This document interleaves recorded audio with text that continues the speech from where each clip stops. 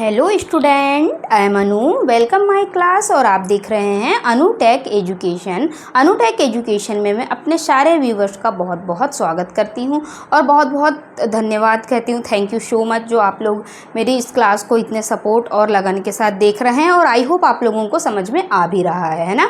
तो फाइनली हम लोगों ने आधे से टेंसों को तो ख़त्म कर ही चुका है। ठीक है, हम लोग टेंस को एकदम नए तरीके से और यूनिक तरीके से पढ़ रहे हैं। शायद इससे न्यू और यूनिक तरीका आप लोगों को इससे पहले कहीं नहीं मिला होगा। आप लोगों ने टेंस तो बहुत पढ़े होंगे, बहुत सी क्लासों में, बहुत सी बुकों में, है ना। स्कूल में 12th तक आप लोगों ने बस चुकी करते आए होंगे। लेकिन मैं जो कंटेंट आप लोगों को दे रही हूँ शायद इस टाइप से नए तरीके से आप लोगों ने टेंस को नहीं पढ़ा होगा। सो गाइज प्लीज़ चलिए टाइम वेस्ट नहीं करते हैं और अब हम लोग देखते हैं टेंस के बारे में। फाइनली आखिर टेंस हमारे और कौन कौन से बचे हुए हैं और सबसे ज़्यादा क्वेश्चन किससे बनते हैं। तो सबसे ज़्यादा क्वेश्चन प्रेजेंट सिंपल से और पास्ट सिंपल से बनते हैं। ठीक है ना। तो चलिए हम टाइम वेस्ट बिल्कुल नहीं करेंगे।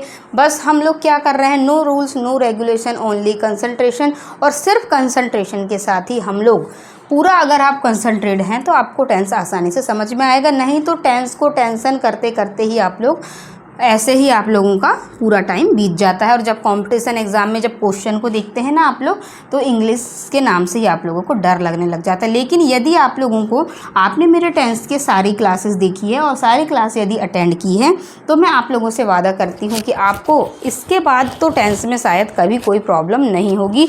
और टेंस तो छोड़ो, वॉइस, नरेशन, अभी ग्रामर में आगे जितने भी चैप्टर आएंगे तो उसमें भी आप लोगों को प्रॉब्लम नहीं होने वाली, क्योंकि मैं छोटी से छोटी चीज़ों को कवर करवा रही हूँ। ठीक है ना। तो चलिए हम लोगों ने अभी इससे पहले हमने कौन कौन से टेंस देखा।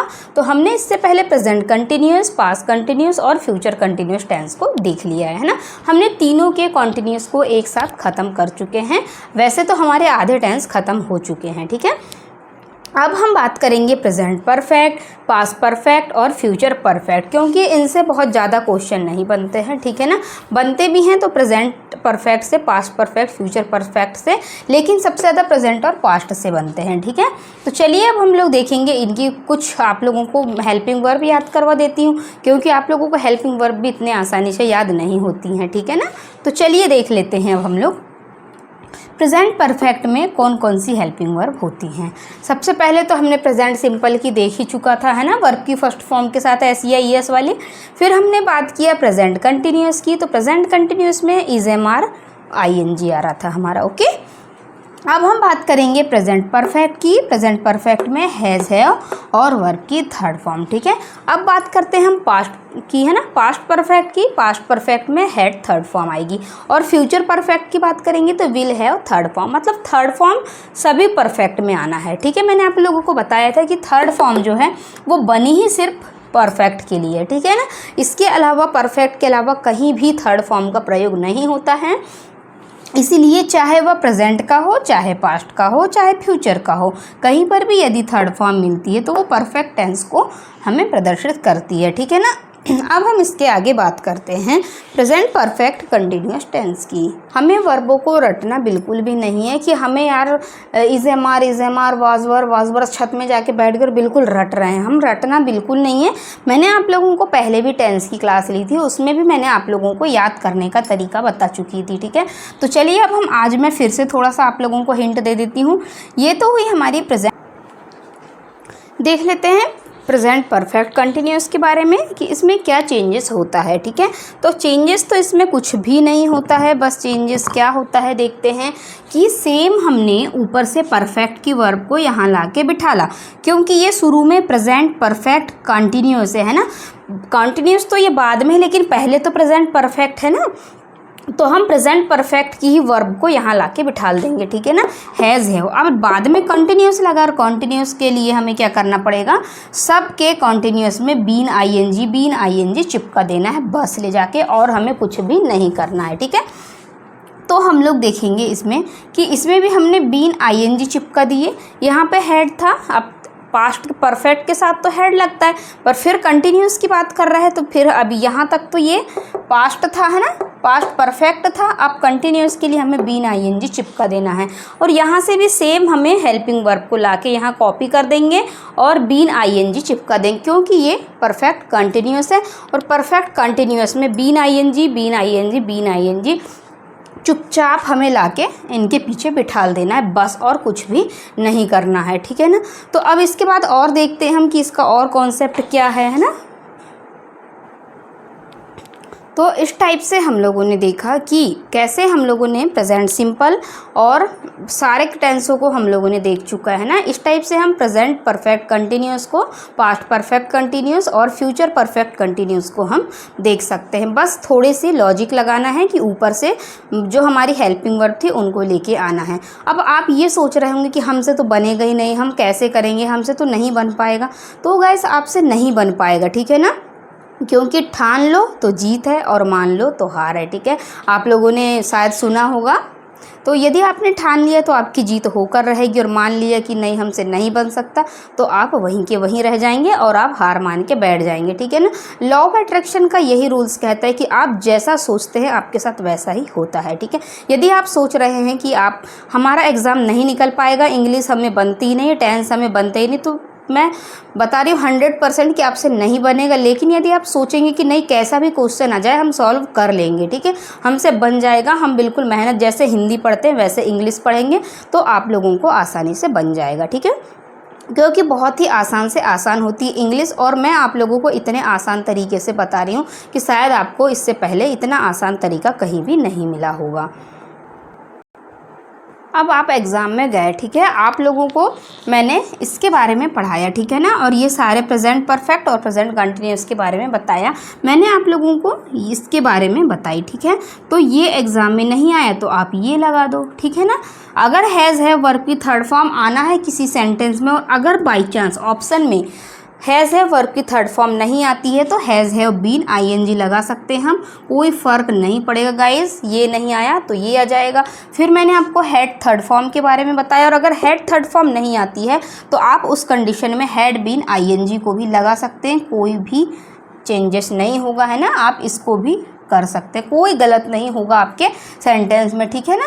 तो आप इसको भी कर सकते हैं, इसको भी कर सकते हैं, ठीक है। ये नहीं आया तो ये ज़रूर आ जाएगा, ये नहीं आया तो ये ज़रूर आएगा, ठीक है।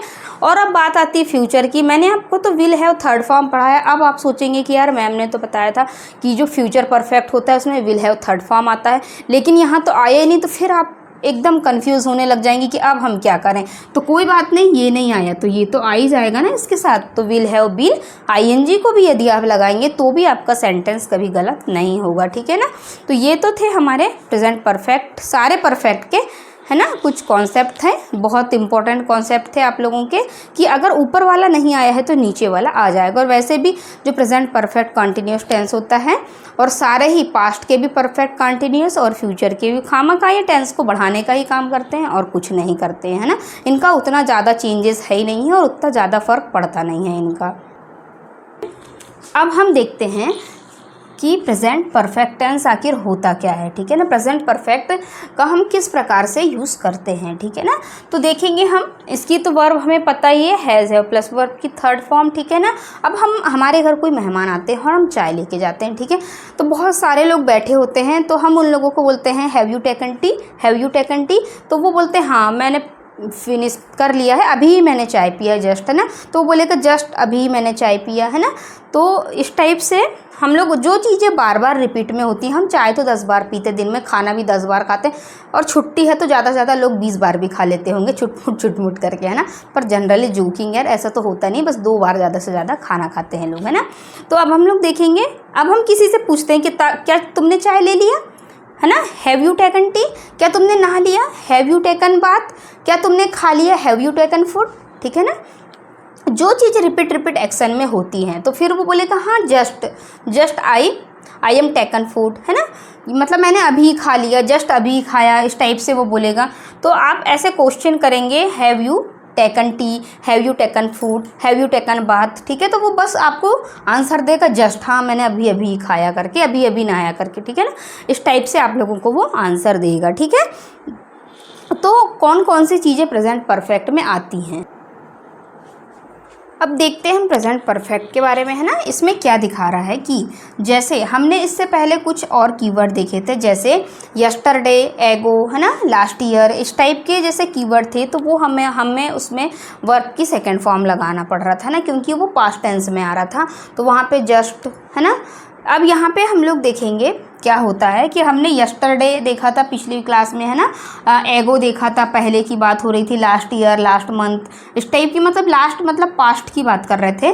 तो पास्ट में हम लोग सभी में क्या कर रहे थे, वर्ब की सेकंड फॉर्म लगा रहे थे। लेकिन अब हम बात करेंगे, अब हमें इसमें प्रेजेंट परफेक्ट में कुछ नए हमें कीवर्ड मिलते हैं। जैसे किसी भी सेंटेंस में रिसेंटली लिखा हुआ मिलता है हमें, ऑलरेडी लिखा हुआ मिला, जस्ट या यट, ठीक है ना। ऐसे अगर हमें कहीं पर भी कीवर्ड दिखाई पड़ते हैं तो हम लोगों को वहाँ पे लगाना है गाइस वर्ब की थर्ड फॉर्म, ठीक है ना। याद रखना है आप लोगों को कि वर्ब की सेकंड फॉर्म हम कहाँ कहाँ लगा रहे थे। एक बार आप फिर से रिपीट करिए और क्लासों को पूरी देखिएगा ना, मिस मत करिएगा। तो आपको अगर नहीं देखेंगे तो आपको समझ में नहीं आएगा।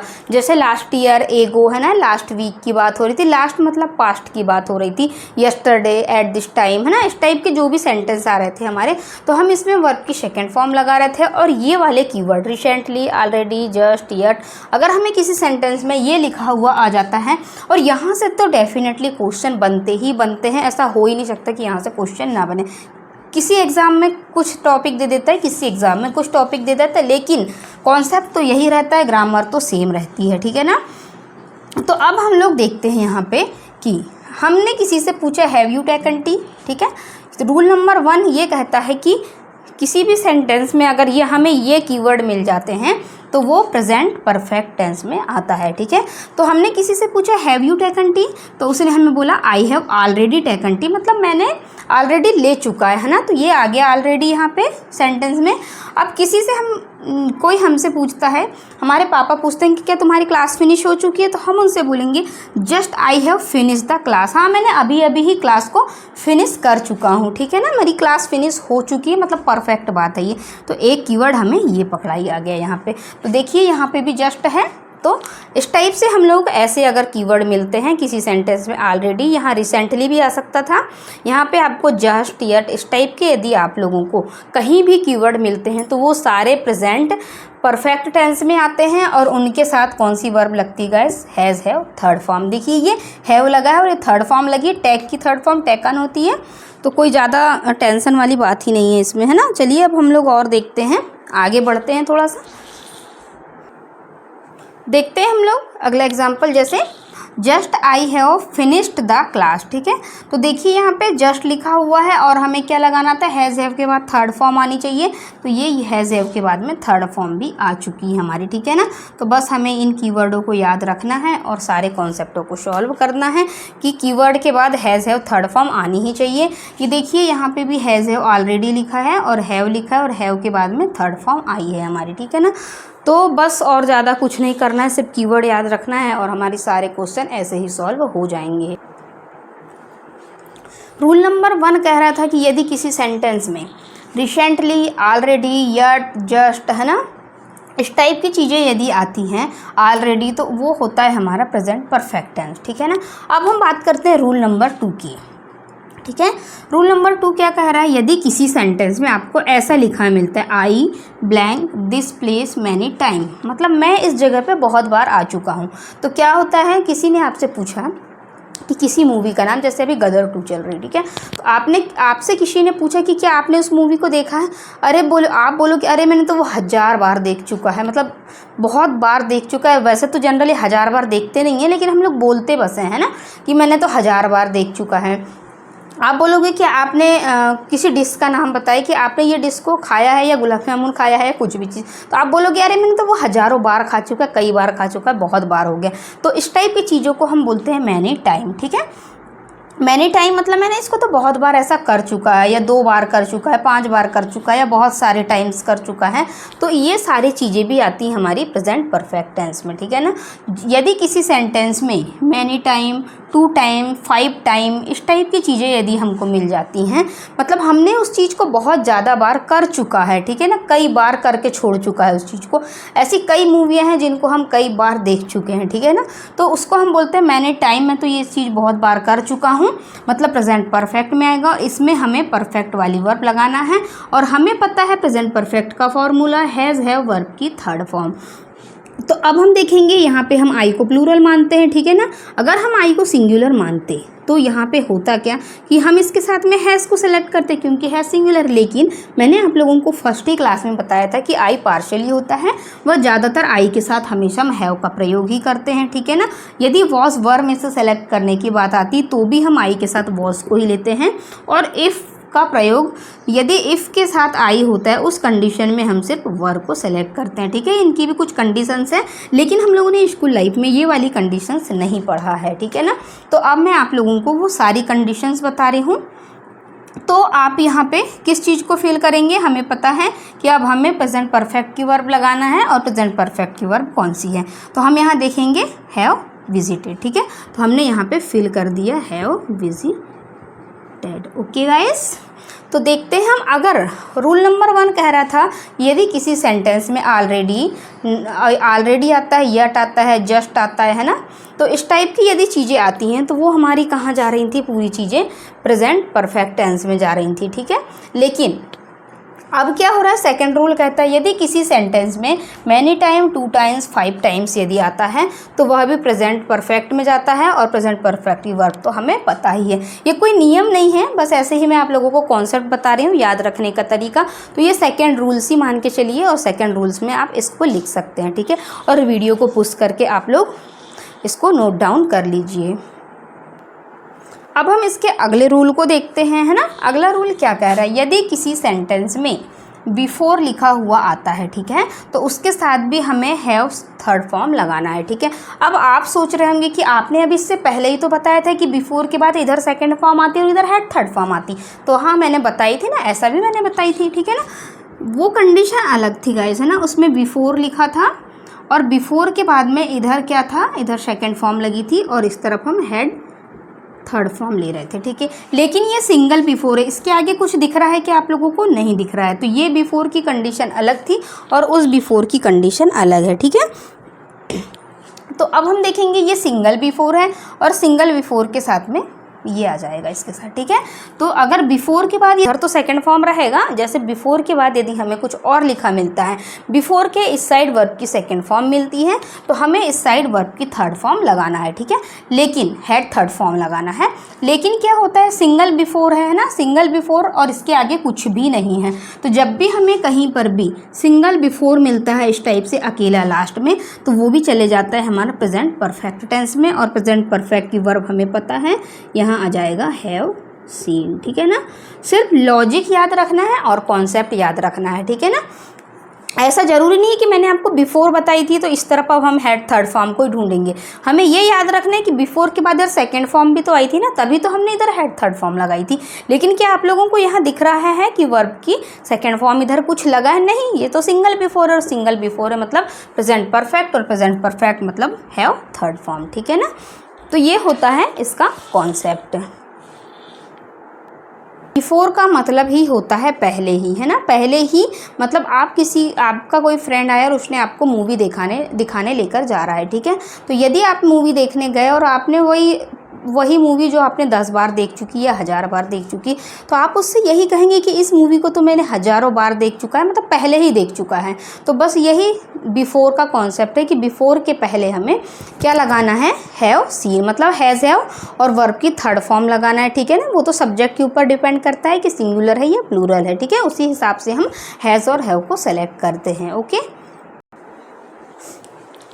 ये कॉन्सेप्ट तो हम पहले ही देख चुके हैं सिंस का, है ना। मैंने आप लोगों को पहले ही बता चुका है कि सिंस के साथ यदि वर्ब की इस तरफ सेकंड फॉर्म आती है तो इस तरफ हैज़ हैव थर्ड फॉर्म आती है, ठीक है ना। मतलब सिंस मतलब जब से तुम मेरी ज़िंदगी में आए हो मतलब सब कुछ अच्छा ही हो रहा है। सिंस मतलब जब से ऐसा तुम आए हो तो ऐसा हो रहा है, मतलब इस टाइप की चीज़ें इसमें आएंगी, ठीक है। तो उसमें भी हम देखेंगे कि हैज़ हैव थर्ड फॉर्म का प्रयोग किया जाएगा। लेकिन जब बीच में हमने सिंस देखा तो इस तरफ हमें सेकेंड फॉर्म मिलनी चाहिए और इस तरफ हमें हैज़ हैव थर्ड फॉर्म मिलना चाहिए, ठीक है। तो ये सिंस का भी आपको ये लॉजिक याद रखना है कि एक तरफ सेकेंड फॉर्म और एक तरफ हैज़ हैव थर्ड फॉर्म आता है सिंस के साथ। अब मैं आप लोगों को थोड़ा सा सिंस फॉर के बारे में बता देती हूँ ना। वैसे तो हम इसके बारे में पहले ही बात कर चुके हैं कि सिंस और फॉर का प्रयोग कहाँ कहाँ किया जाता है। मैंने आपको बताया था कि सिंस का प्रयोग निश्चित समय के लिए किया जाता है और फॉर का प्रयोग अनिश्चित समय के लिए किया जाता है, ठीक है ना। तो चलिए देखते हैं कैसे। तो सिंस का प्रयोग पॉइंट ऑफ टाइम, मतलब हमें कोई एक निश्चित समय दे दिया है, जैसे 10 o'clock है ना, ठीक है ना, जैसे 10 बजे का टाइम दिया है हमारे पास, या फिर कोई एक निश्चित समय दे दिया है जनवरी फरवरी, या किसी एक ईयर का नाम दे दिया है कि 2022 की बात कर रहे हैं हम, है ना। तो इस टाइप से अगर कोई ईयर दे रहा है तो कोई निश्चित समय है तो उसको हम सिंस बोलेंगे, और कोई अनिश्चित समय ड्यूरेशन, मतलब मैं 10 सालों से पढ़ा रहा हूँ, है ना, मतलब 10 तो बोला है उनने, लेकिन कौन से 10 साल है ये निश्चित नहीं, तो हम उसके साथ फॉर का प्रयोग कर रहे थे। हम टेंस में पहले इसके बारे में बात कर चुके हैं, ठीक है। तो फॉर का प्रयोग हम ड्यूरेशन 2 दिन, 2 महीने, 5 महीने, निश्चित समय नहीं दिया इनने। यदि ये निश्चित समय देता है कि जनवरी से दिसंबर तक की बात, तो ये सिंस में प्रयोग होता है इसका, लेकिन इसने सिर्फ 2 दिन की बात कर रहा है, 10 साल की बात कर रहा है, तो उसका प्रयोग हम फॉर के साथ करते हैं, ठीक है। तो सिंस फॉर का प्रयोग भी यदि हम प्रेजेंट परफेक्ट टेंस में करते हैं, तो एक एग्जांपल देख लेते हैं हम। जैसे हमारे एग्जाम में ये आया हुआ क्वेश्चन है, ठीक है। तो आई दिया है ब्लैंक बिजी फॉर 2 days, ठीक है। तो अब हमें एक ड्यूरेशन मिलती है यहाँ पे कि 2 day, मतलब कौन से 2 दिन हैं ये निश्चित नहीं है, तो हम उस कंडीशन में क्या करेंगे, अब हम फॉर का प्रयोग करेंगे, ठीक है। लेकिन अब हम ऑप्शन को देखते हैं कि ऑप्शन में दिया क्या है, ठीक है। तो हमें एम दिया है, तो ये तो आएगा नहीं, आई के साथ वॉज भी नहीं आएगा। क्यों नहीं आएगा, क्योंकि फॉर 2 days की बात हो रही है, और सिंस फॉर का प्रयोग हम प्रेजेंट परफेक्ट टेंस में भी करते हैं। तो प्रेजेंट परफेक्ट टेंस की पहचान देख लेते हैं हम, ठीक है ना। तो हम देखेंगे हैड बीन, यहाँ पे एम भी नहीं आता, वॉज भी नहीं आता, और हैड भी नहीं आता है, ठीक है ना। हैड तो काय के साथ आता है, पास्ट परफेक्ट की वर्ब है, तो ये भी गलत हो जाएगी। लेकिन अब आप सोच रहे होंगे कि हैव बीन, तो अभी थोड़ी देर पहले आपने बताया था कि हैव बीन काय के साथ आता है, ये तो यार प्रेजेंट परफेक्ट कंटिन्यूस के साथ आता है, हैव बीन आईएनजी, है ना। लेकिन यदि मैंने आपको क्या बताई थी कि यदि हैज़ हैव थर्ड फॉर्म नहीं आता है, तो हैज़ हैव के साथ में हैज़ हैव बीन आईएनजी भी आ जाता है, ठीक है ना। तो अब हम लोग यहाँ पे क्या करेंगे, हम यहाँ पे सेलेक्ट कर लेंगे इसके साथ में हैव बीन को, ठीक है ना गाइस। अगर हमें ऑप्शन में प्रेजेंट परफेक्ट नहीं दिया है तो हम वहाँ पे प्रेजेंट परफेक्ट कंटिन्यूस को भी लिख सकते हैं, ठीक है ना। तो ये होता है हमारा कॉन्सेप्ट कि अगर प्रेजेंट कंटिन्यूस नहीं है तो हम वहाँ पे प्रेजेंट परफेक्ट की वर्ब को भी लगा सकते हैं, है ना।